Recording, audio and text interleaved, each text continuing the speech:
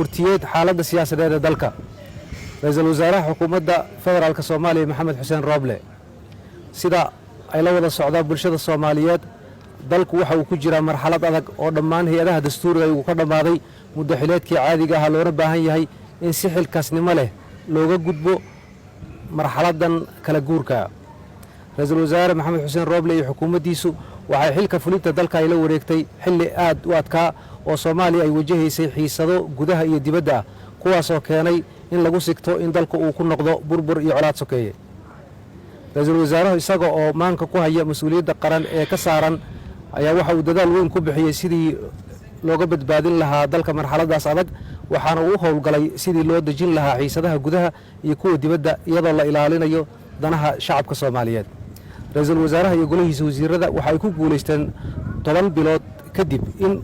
uu muuqdo isbeddel weyn oo ku yimid muuqaalka qaran ee gudaha iyo dibadda, taas oo keentay in maanta dalka ay ka bilowdeen doorashooyin nabdoon oo dhinacyadii kala fogaaday ay iswada aqbalsan yihiin, isla markaana si tartiib tartiib ah uu u soo noqonayo cilaaqaadka diblomaasiyadeed ee Soomaaliya ay la leedahay dalalka dariska ah, ururada iyo dowladaha kale ee dunidu ay nagala dhexeeyaan. tallaabooyinka xallinta mushkiladaha gudaha ee uu qaaday Ra'iisul Wasaare Maxamed Xuseen Rooble waxaa ka mid ah hagaajinta wada shaqaynta dowladda dhexe iyo dowladaha xubnaha ka ah dowladda federaalka Soomaaliya, furista masraxa siyaasadda iyo siyaasiyiinta Soomaaliyeed ee leh hanka loogu diyaariyo jawi xasiloon iyo amni, dhisidda kalsoonida bulshada ee hannaanka doorashooyinka iyo wada shaqaynta saaxiibada beesha caalamka ee garab taagan.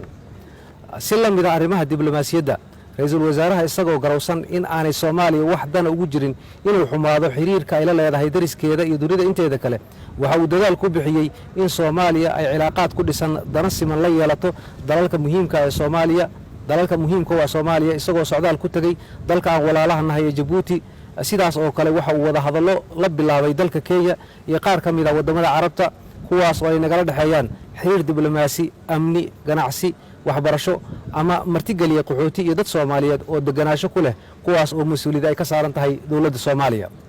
Waxaa xusid mudan in wada xaajoojyada lagu hagaajin karo xiriirka dibadeed ee Soomaaliya ay yihiin kuwa dhowraya madax bannaanida iyo siyaadada qaranka Soomaaliyeed oo waajib dastuuri ah uu ka saaran yahay Ra'iisul Wasaaraha iyo xukuumaddiisa, dhanka kalena xeerinaya danaha shacabka Soomaaliyeed meel kasta oo ay joogaan iyo dhimista nooc kasta oo ah nacayb iyo colaad laga maarmi karo. Dadaalada kor ku xusan waxa ay marayaan meel wanaagsan oo u baahan in horey loo sii wado, iyadoo oo yoolku uu yahay in Ra'iisul Wasaaruhu uu gaarsiiyo kuna wareejiyo xukuumadda dhalan doonta insha Allah Soomaaliya xasiloon, nabad ah oo xiriir wanaagsan la leh dariskeeda iyo dunida inteeda kale. Haddaba iyadoo ay socdaan shaqooyinkaas wanaagsan oo ay u muuqatay baahida loo qabo jahaynta qaabka xilgudasho ee hay'adaha dowladda marxaladda soo socota, ayaa sidaa awgeed Ra'iisul Wasaaraha Xukuumadda Federaalka Soomaaliya oo cuskanaya qodobka 79aad ee faqradiisa koowaad ee dastuurka kumeel gaarka ah, awoodda fulinta ee Jamhuuriyadda Federaalka waxaa leh golaha wasiirada, waxayna u qabanayaan sida dastuurka ku tilmaaman, waana hay'adda ugu sarreysa fulinta maamulka dalka. Xukuumaddu waxa ay sidoo kale mas'uuliyad ay ka saaran tahay dhaqangelinta shuruucda, sugidda nabadgelyada dalka, ilaalinta danaha dalka iyo dadka Soomaaliyeed. Si la mid ah dastuurka qaran ayaana u xil saaraya xukuumadda federaalka wada xaajoodiyada la xiriira kaalmada dibadda, ganacsiga, ahdiyada iyo arrimaha muhiimka ah ee la xiriira heshiisyada caalamiga.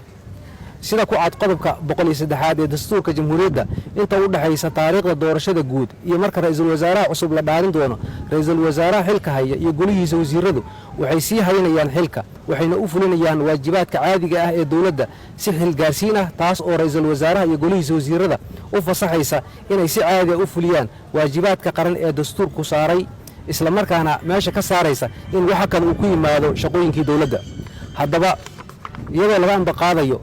qodobada dastuuriga ah ee kor ku xusan, Ra'iisul Wasaaraha Xukuumadda Federaalka Soomaaliya waxa uu farayaa dhammaan hay'adaha xukuumadda federaalka Soomaaliya, dhammaan hay'adaha dowladda in si caadi ah u gutaan waajibaadkooda shaqo si waafaqsan dastuurka kumeel gaarka ah, joogtaynayana adeegyada loo hayo shacabka Soomaaliyeed iyo ilaalinta